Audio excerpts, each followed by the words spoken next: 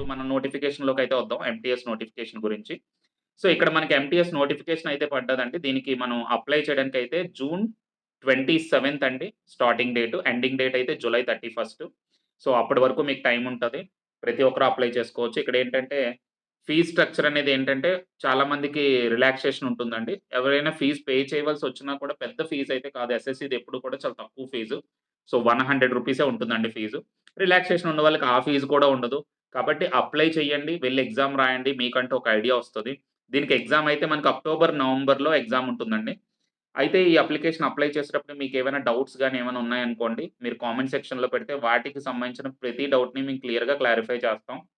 Even మీరు exam preparation గురించి గాని, సిలబస్ గురించి గాని అంటే ఎంటీఎస్ అనే కాదండి ఎస్ఎస్‌సి ఎగ్జామ్స్‌కి సంబంధించి దేనికైనా మీకు ఏ డౌట్ ఉన్నా మీరు కామెంట్ సెక్షన్‌లో పెడితే దానికి మేము రిప్లై అయితే మాత్రం ఖచ్చితంగా ఇస్తాం.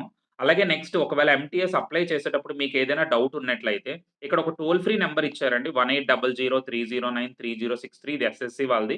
ఈ టోల్ ఫ్రీ నంబర్ ద్వారా కూడా మీకున్న డౌట్స్‌ని మీరు క్లారిఫై చేసుకోవచ్చు.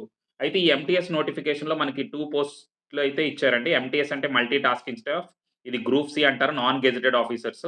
అలాగే నెక్స్ట్ అండి హవల్దార్ అని వేరే నోటిఫికేషన్ అంటే హవల్దార్‌కి సంబంధించిన పోస్టులు కూడా వీళ్ళు తీస్తున్నారు. ఈ హవల్దార్‌లో ఏంటంటే సిబిఐసి, సిబిఎన్‌కి మాట. ఈ సిబిఐసి అంటే ఏంటంటే central board of indirect taxes and customs అండి. అలాగే సిబిఐఎన్ ఏంటంటే సెంట్రల్ బ్యూరో ఆఫ్ నార్కోటిక్స్. వీటికి హవల్దార్ పోస్టులు ప్రత్యేకించి తీసుకుంటున్నారు. అంటే ఈ 2 డిపార్ట్‌మెంట్‌లకే. సో, ఆ 2 డిపార్ట్‌మెంట్‌లు అలాగే ఎంటీఎస్ స్టాఫ్. ఎంటీఎస్ అయితే 4,887 పోస్టులు పడ్డాయండి. అలాగే హవల్దార్‌కొచ్చేటప్పటికి 3,439. సో, వీటికి టోటల్ వేకెన్సీస్ అయితే ఎక్కువే. సో, మీరు జాగ్రత్తగా ప్రిపేర్ అయినట్లయితే ఖచ్చితంగా క్లియర్ చేయొచ్చు. సో, వాటికి సంబంధించిన కంప్లీట్ డీటెయిల్స్ మీరెప్పుడైనా అప్లై చేసేటప్పుడు ఒక నోటిఫికేషన్‌కి ఆ నోటిఫికేషన్ చదివి, అందులో వాళ్ళేం చెప్తున్నారు అప్లై చేయడానికి ఎలిజిబిలిటీ క్రైటీరియా ఏంటి? First point. సెకండ్ ప్రిపేర్ అవ్వాలంటే అసలు ఏం ప్రిపేర్ అవ్వాలి? ఏం సిలబస్ ఉంటది? ఎగ్జామ్ ప్యాటర్న్ ఎలా ఉంటది? ఇవన్నీ మీకు తెలియాలి. అయితే నేను కొంచెం బ్రీఫ్‌గా దీన్ని ఎక్స్‌ప్లెయిన్ చేస్తాను. బట్ ఏవో కొన్ని పార్ట్స్ అయితే మిస్ అవ్వొచ్చండి. అంటే అంత కంప్లీట్‌గా మనం ఎక్స్‌ప్లెయిన్ చేస్తే వీడియోకి లెంత్ ఎక్కువైపోద్ది. అయితే ఇప్పుడు నేనేదైతే వీడియో చెప్తున్నానో చివరి వరకు చూడండి. అసలు ఎగ్జామ్ ప్యాటర్న్ అన్నీ మీకు అర్థమవుతాయి. నేనేంటంటే నోటిఫికేషన్‌లో ఉన్న వాటిలో హైలైటెడ్ పాయింట్స్ అంటే ఇంపార్టెంట్ పాయింట్స్ ఏవైతే ఉంటాయో వాటిని మాత్రమే మీకు నేను ఎక్స్‌ప్లెయిన్ చేస్తున్నానండి. ప్రతిదాన్ని నేను ఎక్స్‌ప్లెయిన్ చేయట్లేదు. మరీ డీటెయిల్డ్‌గా వెళ్తే ఒక వీడియో కనీసం 1 ½ అవర్, 2 అవర్స్ ఉంటదన్నమాట. సో, నేను అంత వీడియో అయితే చేయట్లేదు. అరౌండ్ 15-20 మినిట్స్ వీడియో ఉంటది. సో, మీరు జాగ్రత్తగా చెక్ చేసుకుంటే ఈ వీడియోలోనే మినిమమ్ హైలైటెడ్ పాయింట్స్ అన్నీ మీకు అర్థమవుతాయి. సో, చివరి వరకు వీడియో చూసారనుకోండి మీకొక క్లారిటీ వస్తది. మీకు ఏ పాయింట్‌లోనైనా మేము చేస్తుంది మీకు బాగా నచ్చినట్లయితే ఖచ్చితంగా లైక్ చేయండి. దానివల్ల ఏంటంటే ఇలాంటి ఇన్ఫర్మేషన్ మిగతా వాళ్ళకి కూడా బాగా పాస్ అవుతది. ఎందుకంటే నేను చెప్పే ఇన్ఫర్మేషన్ చాలా మందికి అవసరం. చాలా మందికి అవేర్‌నెస్ కూడా లేదండి ఈ జాబ్స్ మీద వాటి మీద. సో, వాళ్ళకి రీచ్ అవుతదన్నమాట. అంటే ఆ అవేర్‌నెస్ ఎందుకంటే ఇప్పుడు ఆన్‌లైన్ అనేది బాగా డెవలప్ అయిపోయింది. అందరూ వీడియోస్ చూస్తున్నారు. సో, దీనివల్ల ఏంటంటే ఓకే. నేను 10థ్ తర్వాత ఒక సీరియస్‌గా తీసుకుంటే నాకొక జాబ్ వచ్చే పాసిబిలిటీ ఉంది అని తెలుస్తదండి. అంటే ఇవి తెలియకే చాలా మంది ప్రిపేర్ అవ్వరమాట. సో, మరి తెలియాలి కదా! అందరికీ తెలియాలంటే వాళ్ళకి రీచ్ అవ్వాలి. ఇన్ఫర్మేషన్ రీచ్ అయితేనే. సో, మీకు పాసిబిలిటీ ఉన్నంత వరకు వీడియోని షేర్ చేయండి, లైక్ చేయండి. అలాగే మన ఛానెల్ మీకు నచ్చినట్లయితే సబ్స్క్రైబ్ చేయండి. మీకు ఇలా మోస్ట్‌లీ ఏ సెంట్రల్ గవర్నమెంట్ నోటిఫికేషన్ వచ్చినా నేను ఖచ్చితంగా అప్డేట్ చేస్తాను. సో, మీకది యూజ్ అవుతది. అలాగే మీకు ఈ పర్టిక్యులర్ ఛానెల్‌లో అండి దీనికి సంబంధించిన సబ్జెక్ట్స్ కూడా ఎక్స్‌ప్లెయిన్ చేయడానికి మేము ట్రై చేస్తున్నాం. అంటే మాకున్న టైం పరిధిలోని కొంచెం కుదరట్లేదు. బట్ మేము పాసిబిలిటీ ఉన్నంత వరకు ఖచ్చితంగా వీడియోస్ అయితే అలా పోస్ట్ చేస్తూనే ఉంటాం మాట. సో, మీరు ఎంకరేజ్ చేస్తున్న కొలది మేము ఎక్కువ వీడియోస్ పెట్టడానికి ఇంట్రెస్ట్ ఉంటుందన్నమాట. సో, మీరు కూడా ఎంకరేజ్ చేశారనుకోండి వీడియోస్ ఎక్కువగా మేము పోస్ట్ చేస్తాం. మీకేవైనా సబ్జెక్ట్స్‌కి సంబంధించిన డౌట్స్ ఉన్నా, ఏమున్నా నాకు పలానా సబ్జెక్ట్స్ దగ్గర డిఫికల్టీ ఉంది అంటే ఒక్క పర్సన్ కోసమైనా మేము వీడియో పోస్ట్ చేస్తాం. అది చాలా మందికి యూజ్ అవుతదండి. ఎందుకంటే ఆయనకి డౌట్ ఉందంటే వేరే వాళ్ళకి కూడా డౌట్ ఉంటుంది కాబట్టి, అలాంటివి కూడా మేము ఇక్కడ పెట్టడానికి మాక్సిమం ట్రై చేస్తాం మాట. సో, దీనికి ఏజ్ క్రైటీరియా అనేది చాలా ఇంపార్టెంట్ అండి. ఇక్కడేంటంటే 18-25 ఇయర్స్ అండి ఎంటీఎస్‌కైతే. 18-25 ఇయర్స్ మధ్యలో ఉన్న వాళ్ళు మాత్రమే ఎంటీఎస్‌కి అప్లై చేసుకోవచ్చు. అలాగే ఏజ్ రిలాక్సేషన్ కూడా ఉంటుంది దీనికి. అంటే ఒక్కొక్క రిజర్వేషన్‌కి ఒక్కొక్కలా ఉంటుందండి. అంటే ఇప్పుడు ఎస్సీ, ఎస్టీ ఉందనుకోండి వాళ్ళకి 5 ఇయర్స్. అంటే ఇంకొక 5 ఇయర్స్ ఎక్స్‌ట్రా ఉన్న అంటే 18-30 ఇయర్స్ వరకు ఉన్న వాళ్ళు అప్లై చేసే పాసిబిలిటీ ఉంటదన్నమాట. అలాగే ఓబీసీకొచ్చారనుకోండి 3 ఇయర్స్ అంటే వాళ్ళు 28 ఇయర్స్ వరకు ఉన్న వాళ్ళు కూడా అప్లై చేసుకోవచ్చు. అలాగే మనకి ఈ సెపరేట్ పోస్టులున్నాయి కదండీ! హవల్దార్ పోస్టులు. వాటికైతే 18-27 ఇయర్స్ మధ్యలో ఉండాలి.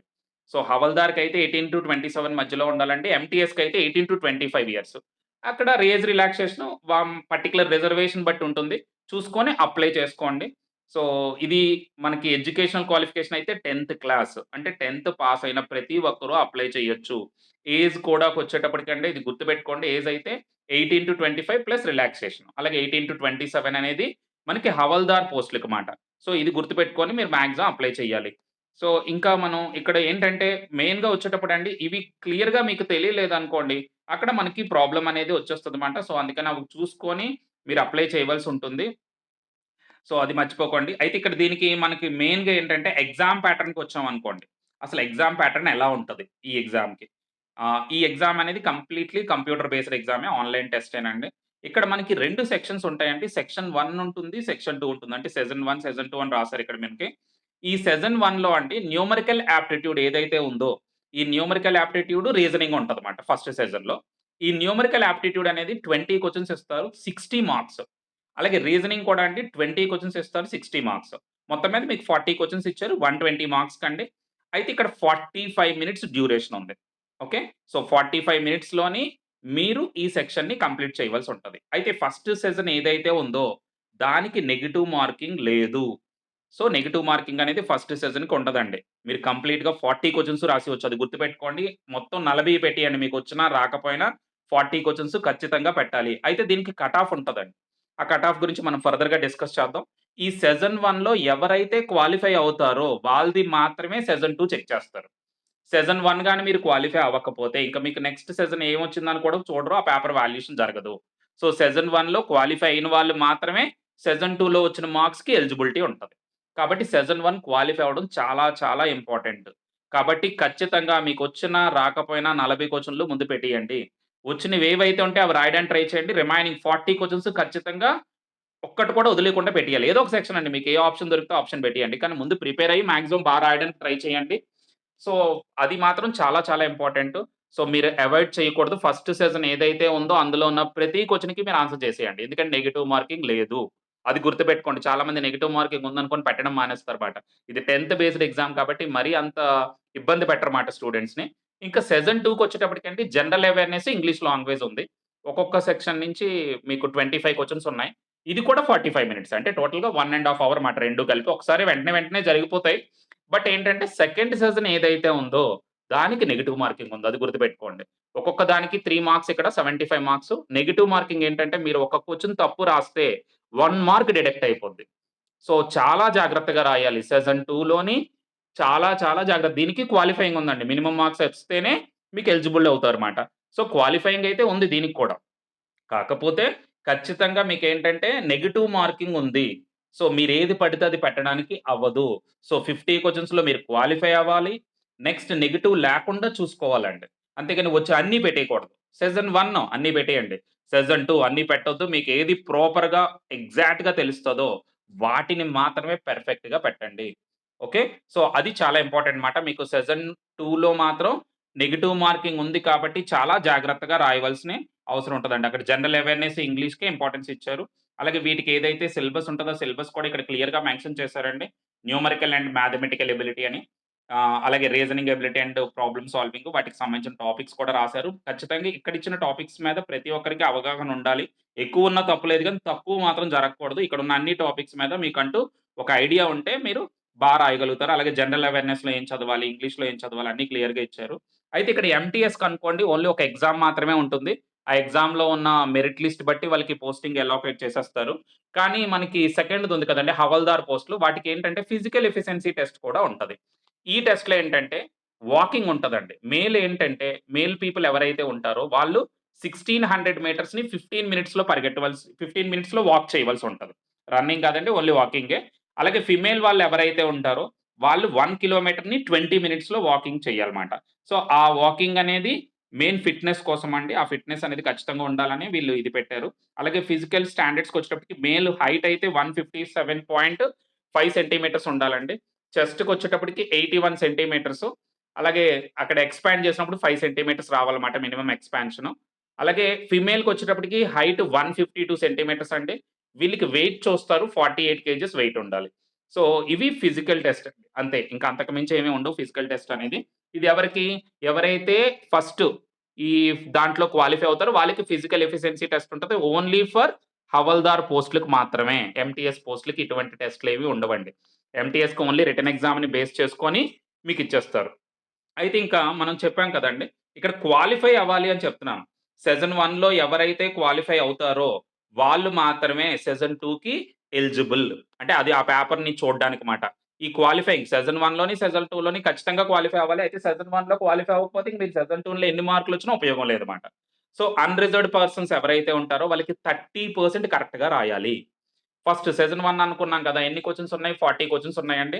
అంటే 30% అంటే మినిమమ్ 12 క్వెషన్స్ కరెక్ట్ పడాలి. అందుకే సెషన్ 1లో అన్నీ పెట్టేసారనుకోండి 12 మార్కులు ఏదో విధంగా వస్తాయి. అది మాత్రం గుర్తుపెట్టుకోండి. నెగెటివ్ లేదు కాబట్టి. 30% అంటే 12 మార్క్స్ 12 క్వెషన్స్ సారీ 12 మార్క్స్ కాదు. 12 క్వెషన్స్ మీరు కరెక్ట్‌గా రాసినట్లయితే ఖచ్చితంగా సెషన్ 1 క్వాలిఫై అయిపోతారు. ఎందుకంటే అందులో నెగెటివ్ మార్కింగ్ లేదు కాబట్టి మీకు కరెక్ట్‌గా 12 క్వెషన్స్ పర్ఫెక్ట్‌గా పడాలండి. ఈ 12 క్వెషన్స్ ఎవరైతే పర్ఫెక్ట్‌గా సెషన్ 1లో రాస్తారో వాళ్ళు సెషన్ 2ని చూస్తారమాట. ఇప్పుడు అదే ఓబీసీ, ఈడబ్ల్యూఎస్ వాళ్ళుంటారు కదండీ! వాళ్ళకి 25% 25% అంటే మనకు 40 క్వెషన్స్‌లో మనం 10 క్వెషన్స్ కరెక్ట్‌గా రాస్తే చాలండి. అది ఓబీసీ, ఈడబ్ల్యూఎస్ వాళ్ళకి. ఇంకా అదర్ కేటగరీస్ ఉంటారు కదండీ! ఎస్సీ, ఎస్టీ, రిమైనింగ్ కేటగరీస్, పీహెచ్‌లు వీళ్ళందరికీ కూడా 20% వాళ్ళకి. అంటే 40 క్వెషన్స్‌లోని 8 క్వెషన్స్ కరెక్ట్‌గా రాస్తే చాలు. చూడండి చాలా క్వాలిఫై అవ్వడం అనేది అసలు పెద్ద మ్యాటరే గాదు. ప్రిపేర్ అయినా క్వాలిఫై అయిపోవచ్చు. అయితే సెషన్ 1లో మనకున్న ఆప్షన్ ఏంటంటే నెగెటివ్ మార్కింగ్ లేదు కాబట్టి అన్నీ ఖచ్చితంగా పెట్టాలి. సెషన్ 2లో కూడా సేమ్ యాస్ ఇట్ ఈస్‌గా క్వాలిఫై అవ్వాలండి. సెషన్ 2లో మనకి 50 క్వెషన్స్ ఉన్నాయి. అందులో మనకి 30% అంటే అన్‌రిజర్వ్డ్ వాళ్ళు ఖచ్చితంగా 15 క్వెషన్స్ కరెక్ట్‌గా రాయాలండి. నెగెటివ్ మార్కింగ్ ఉంది కాబట్టి 15 క్వెషన్స్ అంటే మనకి 45 మార్క్స్ ఖచ్చితంగా రావాలి. మళ్ళీ నెగెటివ్‌లు ఏమైనా ఉన్నాయనుకోండి ఆ 45 పోతాయి. సో, 45 మార్క్స్ పర్ఫెక్ట్‌గా వస్తేనే మీరు క్వాలిఫై అయినట్లు.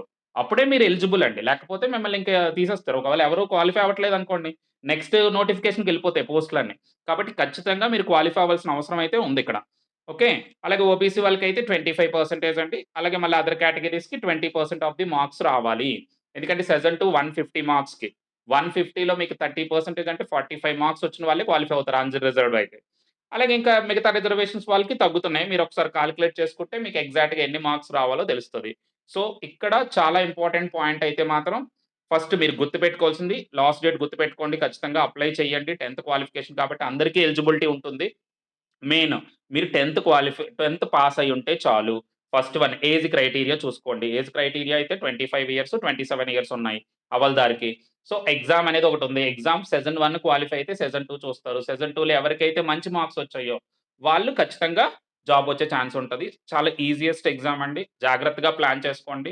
మీకే డౌట్‌లున్నా మేము సపోర్ట్ చేస్తాం. అలాగే ఈ పీడీఎఫ్ ఏదైతే ఉందో ఇది టెలిగ్రామ్ ఛానెల్‌లో ఉంటుంది. మీరు కావాలంటే అక్కడి నుంచి యాక్సెస్ చేసుకోవచ్చు. చాలా మీకు ఆన్‌లైన్‌లో అయితే దొరుకుతది. బట్ టెలిగ్రామ్ ఛానెల్‌లో డైరెక్ట్‌గా మీకు ఈ పీడీఎఫ్ దొరుకుతదండి. నేను ఏదైతే చెప్పానో అది మీకు క్లియర్‌గా ఏదైనా డౌట్స్ ఉన్నట్లయితే కామెంట్ సెక్షన్‌లో పెట్టండి. ఓకే. Thank you.